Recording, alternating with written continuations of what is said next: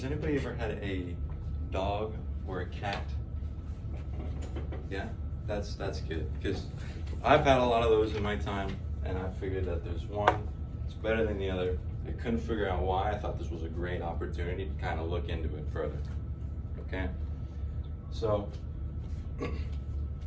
I actually have 4 dogs at my parents' house right now, all at the same time. I've had like maybe 9, 12 total. And that's a lot. We just keep running through them. I don't know what happens. I've also been bitten by 2 cats, so that's great. Is that what that is? No, it's on your arm. No. I fell down on my skateboard. It's not a good accident. So I've done extensive research. I own a couple animals. I think I'm a viable source for information when it comes to dogs and cats. Okay. So actually, as a matter of fact, did you know that cats and dogs have a direct impact on the happiness that you experience day to day, right? So going through this, we'll figure out how you can be more happier based off of which animal you have. So now, dogs and cats, okay, I believe that dogs provide more benefit to the owners than cats do, right? And when we go through this, we'll look at how the obedience benefits the owners. We'll look at how training can benefit the owners, and we'll look at how health can benefit the owners, as opposed, versus dogs versus cats throughout this whole argument. So first off, dogs are more obedient than cats.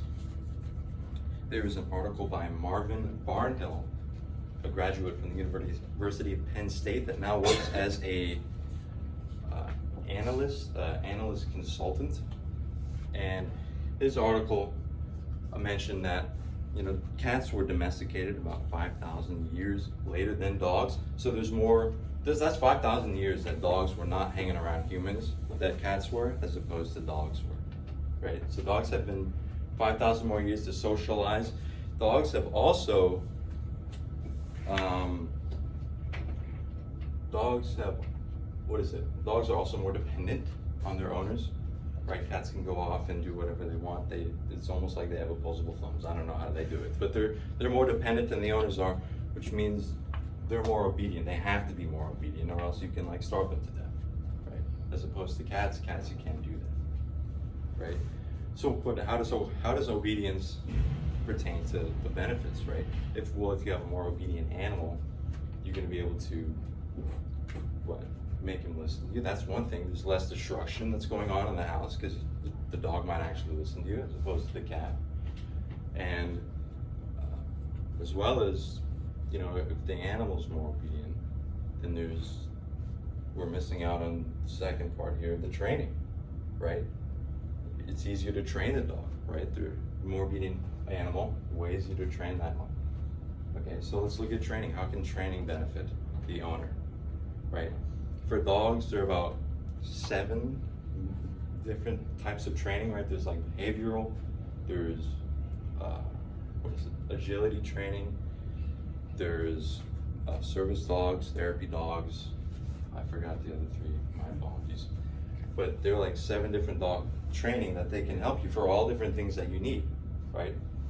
But for cats, cats are mainly used for behavioral training. If a cat's doing something you don't want, that's what you're going to train. As a matter of fact, tried to look up cat training around College Station. I couldn't even find it. Not on the first page of Google.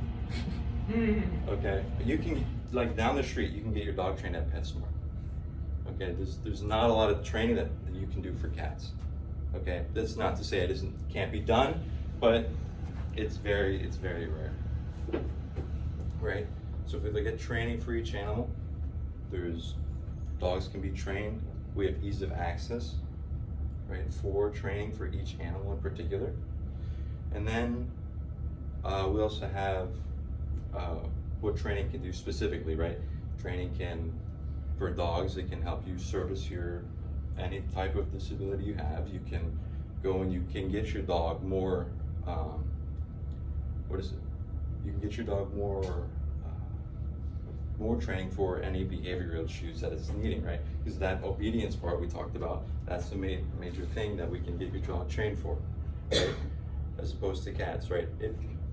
Like dogs are more obedient, but if they're not as obedient as you want them to be, we can make them that with training, is my point here. Okay, so we can give them training, we can have them service you and help you through your any kind of needs, right? And then we have to look at how a dog itself, what's the intrinsic value of dogs, right? And the dog owner lifestyle is generally more healthier than the cat lifestyle, right? There's a study done by Malaria Villari, and she wrote an article called Tales of Laughter, and she looked at how the difference between dogs and cats she actually took a bunch of people, dogs and cats, and observed them over the course of the day, and the people who had dogs laughed more than the people who had cats or no animals at all, right? So you laugh more, okay? Another study by Deborah Christensen made an article called Laugh Every Day for the Health of It. She talked about, in her field of nursing, how the endorphins of the brain are released every time you laugh. That serves we can go on and on about how endorphins can help you through how they can benefit you, right? Basically, endorphins are all the chemicals that reduce cortisol, which is the stress chemical, and make you a little happier, okay? So as we're nearing the end of the speech, we can talk all about that. But we also need to we need to review over what we went over.